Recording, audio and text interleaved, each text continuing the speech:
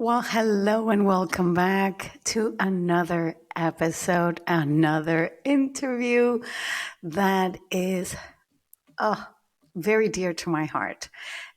Today we have with us Maria Roche. So, Maria is a holistic facialist based in Toronto, Canada, and she's a background in chemistry and a passion for skincare and everything that has to do with all the ingredients. And she has a career in aesthetics and facial treatments. Currently, she runs her brick and mortar business in Toronto since 2011.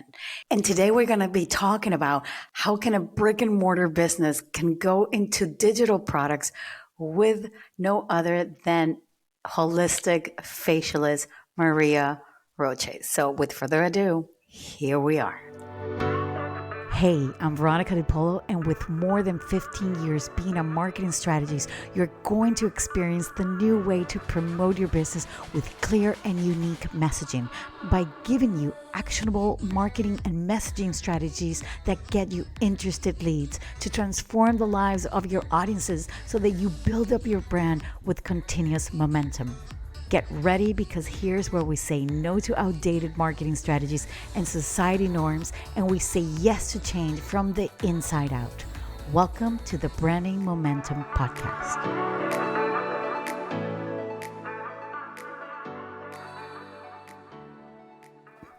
Hello, Maria. This has been something that I really wanted to do with you for a long time. And I didn't know how to tell you that I actually wanted to interview you. I wanted to be like a surprise that I would just simply say like, hey, you know what? I want to interview you. And that's it. And here we are. No way. Oh my God, that's so exciting. It's so exciting for me to be here. So exciting. I love your podcast. So it's an honor. Oh, thank you. I love it. I love it that you love it. Full disclosure, she's my family, but I only bring people that I really know that it can provide value to my audience. And I really think that this is going to be an eye opener for everybody, how we're going to talk about all of this. So I want to head straight ahead into the first question that I want to ask you, which is, Maria, could you please explain to me, what does holistic facialist really means?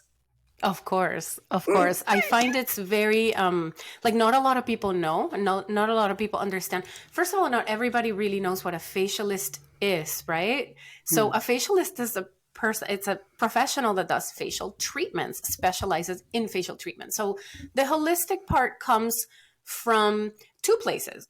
So the first holistic aspect of my practice is the fact that I take into consideration many aspects about the skin. Like, it's not just your skincare and your skin. It's not just creams or the treatment that I'm doing, is everything as a whole. We're talking what medications you're taking. We're talking any food intolerances. We're talking emotions. We're talking lifestyle. We're talking anything from like, are you wiping your cell phone and then you're getting a random break on, or like you work in an office where the phone is like up to your face. Like, holistic means we're looking at everything to get your skin. Yeah, the word holistic is the one that is really confusing me. Yeah. And I'm like, oh, maybe I'm not that deep to understand this, because you're saying the word holistic. And I'm like, am I not deep enough? I mean, what am I talking about? So I'm glad you are clarifying this. You're so funny. No, listen, the holistic it's an unregulated word, right? I mean, it's just a word to describe when you approach a matter as a whole, instead of like very narrowly or very niche, right? Or very specifically, because I feel like holistic is niche in its own way. But when you are, for example, like a clinical facialist, we're talking about more invasive treatments. You probably need, I would want to get a clinical facial via a clinician, right? Like a dermatologist or somebody that's specializes in the medical application of this. When it comes to facials that are holistic, we're talking about something more alternative, more preventative, but also like result oriented, right? Because we want a solution. Right. Some people like to see it as an alternative to medical treatments, and some Okay. people like to see it as a complement to medical treatments. I'm here for both, really. Okay. Like you can do invasive treatments like Botox, let's just throw that out there, right? And you can do holistic facials at the same time because they complement each other. They don't compete. Now, some people are a little bit against medical and invasive and they don't want to go that route. They want to go a little bit more quote unquote natural, and they'll stick with their holistic facials. But one doesn't cancel the other. You can do either or. It's just a different, I find that it's like the foundation to take care of your skin. Like start with a holistic part of taking care of your skin, and then you can move your way up. I always say, you know what, start with a holistic and then work your way up. When someone's like, well, I don't even know what moisturizer, I just wash my face with soap, but I do Botox. I'm like, there's so much more you can do so that has an amazing place in your regime. It's not just that. There's so much more that maybe even you do and then you don't feel the need for invasives, or that you do and you're like, I still want that little bit extra. So that's where the holistic comes from. But the second part of the holistic practice, of my holistic practice, is that I look at the person as a whole. So not just like the holisticness of your diet, your thing in general in terms of facials, but the person as a whole. You're a holistic being, right? So I'm not going to prescribe the same treatment for home care to somebody that just confessed to me, I just use soap and water and I can't stand a cream on my face, versus somebody that loves like a 9-step Korean ritual. Right. Maybe so they're more consistent. So, exactly. They would, yeah. Because it's the same for us here on social media, that if we are consistent, yes, we can do things. But if you're not consistent, then maybe you have a hobby. Right. And I mean, that's where the holistic comes in, right? In terms of like the like the personalized treatment. Like if you're someone that it's like, I can't be bothered to take off my makeup, then I'm like, then I'm going to recommend you probably come for facials once a month. Because I mean, if having glowing skin and aging gracefully and the slowest possible, then that is going to compensate the fact that you like to go to sleep with makeup on, for example, right? So holistic in terms of like, I see you as a whole, your rituals, your routine, your personality, your likes and dislikes, even your quirks. And then I help you navigate the skincare world according to that, according to you as a whole. I love that. I love that because you're using a very broad word, but you're actually very niche in what you do. Exactly. So not many people will probably understand that you are that niche or that dedicated into somebody's well-being, into their whole face, even to, because I bet that you, I don't know, I'm asking, do you get into people's like nutrition as well? Or you don't get into that? I go over it. I do get into it, but I'm not a nutritionist. So I have like a team of people that I like to refer to. Like I have my favorites and I like, I have my professionals where I will assess your situation and your goals, because that also matters, right? You might just be like, I'm just here for the relaxation, right? Or you might just be like, I'm terrified of aging, like help me kind of whatever, navigate that. So if the person, for example, is going through a situation and I notice that the skin is being triggered by a certain food that is just kind of like your stereotypical food allergy or intolerance, then I'll refer them to a nutritionist. I'll refer them to a dietitian. Same with like they break out because they're going through a like severely emotionally challenging time or whatnot, then obviously, I have a therapist to refer to. I have coaches to refer to. So I don't like getting into territories that are not mine. Oh, this But is I good. This is love good. Yeah. having a portfolio of people that I can refer to. So I do get Exactly. into it because I can see what it is, but I can't help treat it. So I do get Hmm. into it, but I don't get into the details. Like I'm not going to prescribe a diet, and I'm not going to tell you not to eat something or to eat something else. But Hmm. I do have the experts to refer you to, right? Exactly. Yeah. Exactly. It's yeah, I like that because then you have your fan of suggestions, so they can actually choose what is best for them. I know that this is not part of something, but I just wanted to ask you: do you do like online consultations on skin? I do. I Oh wow! do. Yeah, that was part of my answer to um, some of the struggles that I've had because I was closed for a really long time. Mm-hmm. Ontario, the province where I live in Canada, had one of the longest lockdowns in the world. Wow. Yeah. And pivoting was my jam. So I started, because you Exactly. think, how can you do it? Like I feel like my hands are like antennas, like I can tell, right? Yeah. But I thought, how can I help people to navigate this craziness and their skin? Everybody was breaking out. Everybody was looking at themselves all the time because we were all online. We all pivoted to online. So all of a sudden, you look at yourself 5 seconds in the mirror in the morning, maybe half an hour if you're doing your hair, and then that's it. And we went from that to looking at ourselves like eight, I 10 know. hours a day. We I are not know. supposed to look at ourselves that long. We're Yeah. really not. We're So, not. my online consultations were born and they were amazing. They're a success. I still offer them. I don't publish it too much because I'm really busy with my Your in-person actual. Yeah. practice. But I do offer them. I do offer them. I just don't market them anymore because I'm like busy as ever. But Right. I do offer them, and I do really love them. I think we can do so much with them. Yeah. Yeah, I agree. I agree. So, how do you normally get clients, and what are you doing to keep up with that? Like, I know you have a service, of course, but you also have a physical place. You also provide products. I know, right? Yeah.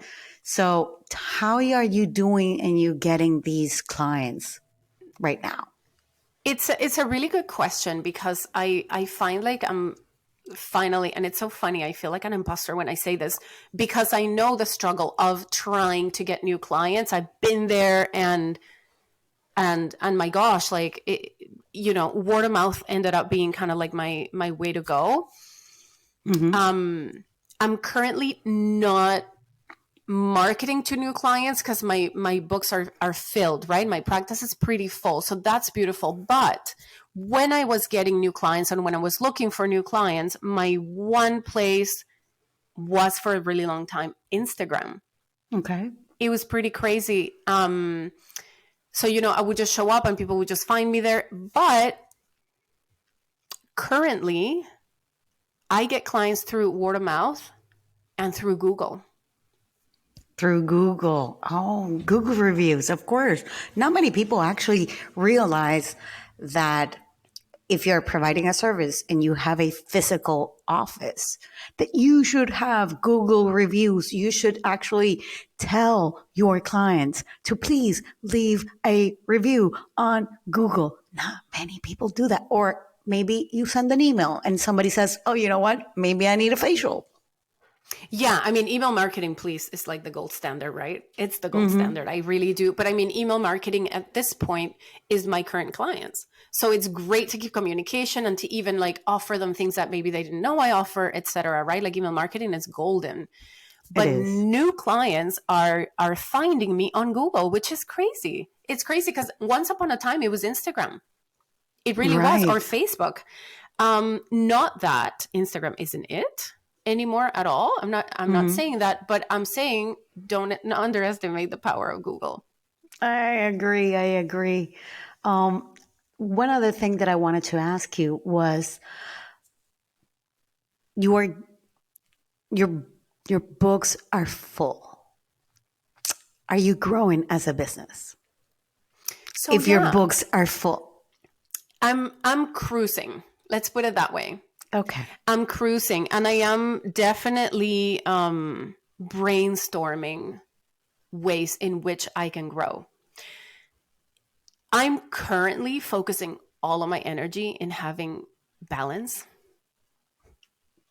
Mm-hmm. And I love it. I'm sure at some point I'm going to itch for that growth, and it's going to come natural and it's going to flow. I feel it's going to come to me. I feel like when you're ready, you just see it. Things can be under your nose, and if you're not ready, you're not going to see them, right?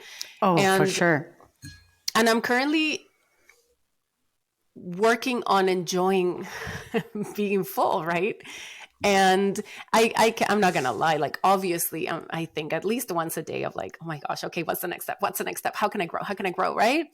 Because you get that itch. I feel like when you love what you do, and when you spark that entrepreneurial kind of fire in you, you're always thinking of where to go.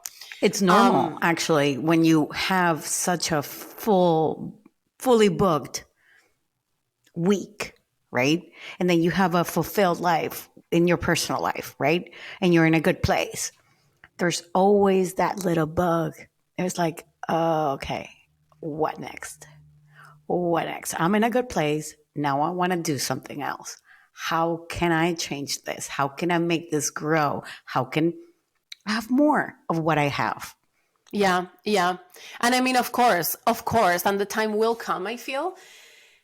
But if you ask me right now at this moment, Mm-hmm. I'm enjoying it. Okay. You know what I mean? I'm living in the moment for a second of what if I just show up to work, do what I got to do, and enjoy my time instead Yeah. of like constantly creating, which is, I mean, I just launched an online class. So I'm kind of, I'm not saying, that I'm going to stay here for too long. But I mean, I just launched a class, and wow, I feel like I birthed a child. Like it was so much work and so much energy. Okay, but I want to ask you about that a little bit later. I want to know a little bit. I want you to tell me a little bit on that. How did that go? Yeah. But before we head into that, like, if you're fully booked, then how do you promote your business? Only on Google? That's it? Yeah, I'm not currently promoting it. I mean, I think I'm creating content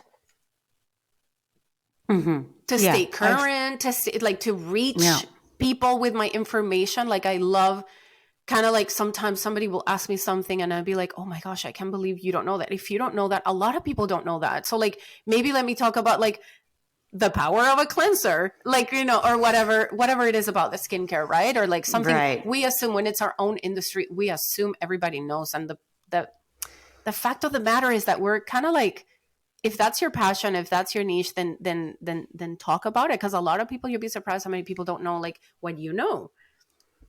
So I guess creating content is kind of like my way to be generous with my knowledge and to get out there and to reach as many people with my knowledge, with the information that I want to share. Exactly. And you know so much because you deal with your work every single day. Unfortunately, there's so many business owners that I know that they neglect actually the fact of having a business, that actually this is something that you can show. I mean, your service is something that you can show the before and after. There's certain services that many of my listeners provide that you cannot show air. You cannot show certain things. In your case, when you are in something that is so physical that you can actually see, it's so much easier. And we sometimes overthink things and we don't actually show what we do. We feel like, oh, people just don't want to see that. I'm like, yeah, people want to see a before and after. People want to see what you actually do to probably prepare for a new client. People want to see those kind of things. If you want to stay current, if you want to, like, okay, maybe you're not promoting your services as such. Like you're not saying like, buy from me, come to my business, because in your case, you're already settled. But if we were talking about somebody that is completely new and they want to get new clients, then you have to put content out onto social media, on an email, on somewhere, so people can actually knock on your door and say, "Oh wow, you're a holistic." You see, the word is going to come out the wrong way. Facialist. Facialist. Facialist. Facialist, like facial. Yeah, I know. I don't know List. why I want to say facelift. Maybe that's what's in your mind. I don't want to do a facelift. I don't believe in that. I mean, I think maybe after this conversation, the facialist will stick. oh, I hope not for you. Oh, Lord. So, you were saying about, I want to go back to what you were saying before about the course that you did. Mm-hmm. So how was that course? I know it was an email challenge, was it? Yeah. So the format that I decided to do was, well, first, And listen let me up, listen backtrack a up, little everybody. bit. Listen up to what she's going to say. This is golden. And let's backtrack. The reason why I'm doing this is because that question that you asked, it's funny because right now I'm like, I'm cool where I am. I want to actually enjoy this for a second. But 3 months ago, I was like, where do I grow? And I mean, the reality is that it's like, how can I reach the most amount of people? That's my goal. I'm like, if I don't have to hear anybody else say, I hate winter because my skin suffer, I've done my job. So I'm like, how many people can I reach without having them in my treatment room? And the online course was born, the online class. So I chose the format of an email series of 10 minutes every day. So you would get 10 minutes of me giving you tips and tricks on your winter skincare for 5 days. So every day you would get an email, you would get a 10-minute video from me, some PDFs, some cheat sheets, some visuals to help with the video. But in the video, I just tell you, I just talk to you about tips and tricks, divided into 5 categories, whatever, right? And it was really interesting because when I polled my audience on Instagram, I asked if they wanted a one class of 50 minutes or if they wanted a 10-minute for 5 days. And it's always going to be chopped. Oh my God, but it was 90% wanted the chopped long version. Yeah. No, the email. Yeah. Oh, it's always going to be chopped. The class, you mean? Oh, it's okay. always going to be that. Yeah. It's always going to be that. And it's good that you ask your audience, but they're always going to want that because they don't have the time. Yeah. And nobody has the time. Bite-sized, right? Yes. So if they're getting a nugget or a tip or a transformation daily, people will sign up no matter what. And that is something that if you're listening right now to this, please, please do something like this. You don't have to do a 10-minute video if you don't have the time. You can do a 5-minute video, but you don't even have to do a video. You can simply do an email or do something that they get a result, right? So how many people did you have for that? Well, and it's okay if it's low or if it's high. I don't care. I know. You know what? At the end of the day, I'm going to say this. I did not get the amount of people that I wanted to sign up for it. That's usually the case.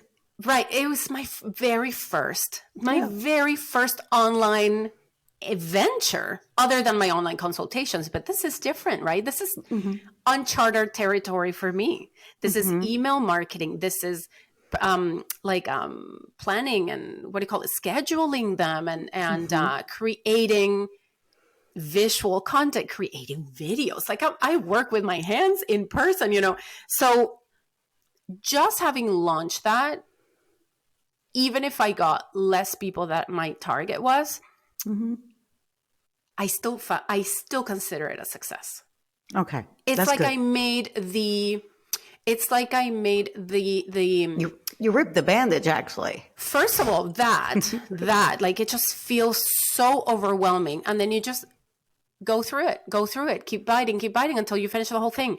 And now I have the road paved almost. Like I know how to record it, I know how to upload it, I know how to like ask my clients what they want. You already whatever. You already have actually the pilot plan. Yeah. And you can put that now into an automation if you wanted to. Right.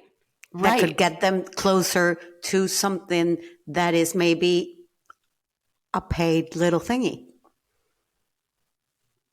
of a specialized something. So you just have to gather all that and promote it a little bit more. Yeah.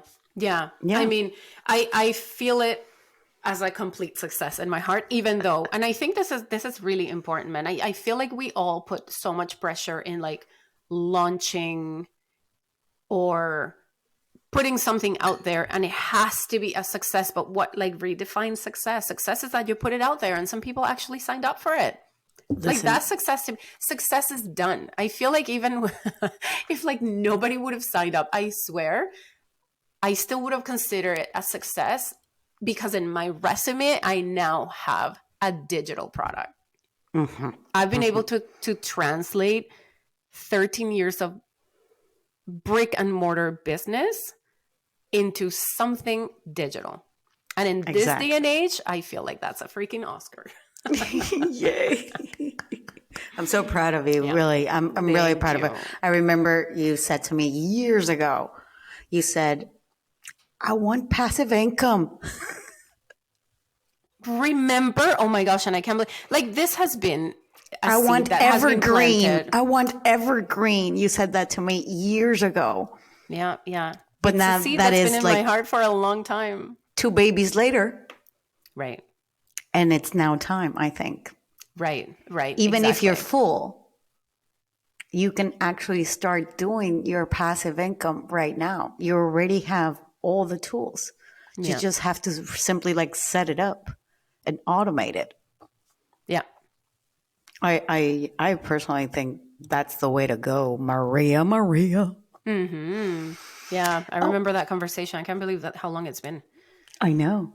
It's been a long time. Yeah. So one last thing that I wanted to ask you before we wrap up, like what are the best practices when it comes to for you that you think like could be like promoting your business online? Do you have any? Online? Mm-hmm. It's kind of hard. I mean, I feel like... I mean, in the digital world, I'm talking about. Like not only social media, okay? What has worked for you so far? Or not? Having an email list. Mm-hmm. Having an email list is a must. I find a lot of times we are so busy finding new clients, getting clients, that we forget about our current clients. And maybe they want more from you. They probably want more from you. Let me rephrase that. They probably want more from you. You just need to give it to them, right? And they already know you. Their foot is already on your website, on your email, whatever. I feel like if anything, one of my biggest lessons has been that, like, treasure your clientele list, whether it's 5 people, whether it's 1,000 people, like treasure them, because they already know you. They already like you. They're already willing to buy from you and to listen to your recommendations and your advice. So email list is a must. Okay. Having a Google page. Just set it up, put a picture. Your name, your picture, your contact. Because people Google. Like, Instagram is not like a search engine. What's it called? Like a search platform. Maybe Pinterest is, but like Instagram isn't. Like, it's not optimized for searching. You can look for a hashtag, but then if you didn't put a hashtag, it is actually very much. It is very much like a search right now. Like a lot. Like everybody's searching. Exactly. Yeah. That's the thing. Everybody's searching on Instagram, but it's not set up for being a search Instagram, engine. TikTok, whatever. Everybody's is using it as Google. Like you hear young people say that Google is dead. And I'm like, what? Oh, it's not. Because they're searching on TikTok and they're searching on Instagram. So even with the location of a brick and mortar, you can get anything, whatever. Yeah. Yeah. But Yeah. not reviews, not reviews. Yeah. Yeah. And I mean, the reviews were kind of like a surprising aspect of my Google because they're so easy to get. Like, you're already signed into your Gmail, so like it's really easy. Like, I don't know, Google was a very pleasant surprise for me, I have to say. I wasn't a believer until I did it. Like, I did it because somebody was like, you should do it, and I was like, oh, whatever, I'll do it just because I don't, like, he was like my friend's husband and I didn't want to be rude. And, I'm like, okay, sure, I'll put it. And now I'm like, oh my God, thank you. How can I thank you? I really underestimated it until I did it. So that would be some of the like surprising ways in which I've shown up that have translated into business. And of course, But you don't showing up ask. in your, yeah. Sorry, you don't ask your current clients to leave reviews now. You know what? No. Every so often, if they email me saying, that was amazing or whatever. The other day, somebody said to me, it stayed with me and I think it'll stay forever. She said, I have never felt so taken care of like I did today. And I was like, oh my God. I'm like, Maria, contain yourself.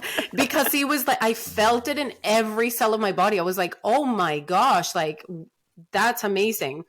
And then when I corresponded, I kind of touched base. How is your skin after the treatment, whatever. And then she said, amazing. And I said, if you feel called to it, I'd love if you could leave me a review. Mm-hmm. But that's the type of place where I ask for reviews. You know what I mean? Like, I have to know there's got to be an established communication of comfort. Right. For me to feel comfortable asking for reviews. But that's me. I don't think... I think if like my dentist, who I have zero relationship with, would ask me for a review, I think I would probably give it, Listen, I think that what we don't ask, we don't get. I couldn't agree more. Okay. So if you're feeling embarrassed, if you're feeling like, oh my God, I don't want to be pushy, you're not selling them anything. You have just provided a service. They are hot in that moment, feeling something. So if they're feeling something, they're excited, they are happy, that is the moment to leave a review. Moments later, a week later, the moment is not there. You've missed the timing of that review. I've always said this to my clients and my students. There, you have to seize the moment. It's all about timing. Timing. That is such a good lesson. So do you ever have like any particular advice on acquiring reviews? Like like asking it at the very moment? Like, what do you recommend to your clients normally? They're different things. Okay. You can actually tell them like, listen, there's a form right here. They can write it down while they're there. Do you mind writing it here? And then you transcribe it yourself.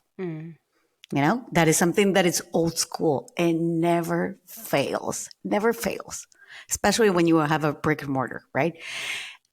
Other things could be like, there's a link here. Go to the link, fill in the form, like RFPs kind of things, like requests for proposals, like, those sort of things that you come up and you have the form and the questions. I rather it's more personal. You can even be postcards that I've had people like, they send them like maybe a gift or something of clients. Yeah. And you handwritten a note or something. Thank you so much for coming, blah, blah, blah. You're a great client. Would you mind saying blah, blah? I've had people that I told them, ask them on a WhatsApp voice note if it's possible. And then you transcribe that and you put their name if they allow it. They can actually do video recordings as well, So there's so many options that you can actually do. Even things like on a story, on a comment of something that you did. Mm-hmm. Like, I don't mind like DMing them. Do you mind if I use this for my reviews? Mm-hmm. Google is different because it's personalized. Yeah. That's why I'm like, it's so easy to get reviews on Google. Like, Google has been such a pleasant surprise. It's so easy. People don't mind leaving reviews on Google. It's an easy thing to do. Yeah. It's hard for people to text you a review or to write a review. Oh my gosh, it's like pulling teeth. And there's Google, so many on the people. other hand, Yeah. And there's so many people that want to be private. yeah. And I get that when you have clients that you have an NDA. I get that. I mean, when I was a stylist, all my clients were NDA clients. I could not say that they were my clients. But if you don't have NDAs, seize the moment. Do it. Yeah. I'm happy I gave you a little bit of nugget there. Oh my gosh, you give so much nuggets. Are you kidding? You do. Oh. Thank you. That's amazing. And that was a good reminder. I feel like I'm always like, I need to like pave the way to ask for It's like reviews. if somebody, and you're right. Listen, this is somebody else, like they just paid and you have a form right there. Oh, do you mind leaving a review here, a written review here? And then you choose when you want to use it. Maybe you choose it to use when maybe you're not fully booked. Mm-hmm. And you got to remind people what you do. Mm-hmm. That's all. Okay, now the last thing that I want to ask you is, I know that you have a podcast. Tell me all about it and how can we listen and what is it about? And tell me all about it, please. Oh my God, my podcast is so much fun. I have so much fun. Here's the thing. I have so much fun recording it. Basically, it's me and Renee, my friend / nutritionist that I also refer people to. Renee is a nutritionist with a similar view to mine. So we basically debunk or approve wellness trends. Okay. So that's what we talk about. We talk about wellness trends. Sometimes we talk about like current affairs, but it's mostly wellness trends, right? So we talk about like the wellness trend of like face rolling or gua sha or intermittent fasting, trends in the wellness world that either she as a nutritionist or me as a facialist can debunk or approve. Right. So it's really fun. It's really fun. I heard the one that about social media because everything, of course, that's jumped to me. Yeah. So I heard you girls and you had two. Like, oh my God. Yes, because we just couldn't stop talking. So I was like, we're going to have to do part 1, part 2. Sometimes we're like, this is a part 2er, right? This is a 2-parter. It's a 2-part. Yeah. What is the name of the podcast? So the podcast is called What Not to Wellness. Okay. Do you remember that show with Stacy and I forgot the name of the guy. It was like Stacy and the guy, and it was called What Not to Wear. Mm-hmm, mm-hmm, mm-hmm. So then they would like tell whoever was on the show what not to wear. So it was kind of inspired by that, like what not to wellness. Okay. We started just kind of debunking wellness ridiculousness that we found on TikTok. But we have also incorporated some wellness trends that are worth adopting. So it's been really fun to. I'm a little bit more myself, and I'm a little bit more like letting loose in the podcast. So if you ever want to hear me swear, that's the place to go. I know. I heard a few of them. I love it. Listen, it's just they just roll out. They just roll out. I know.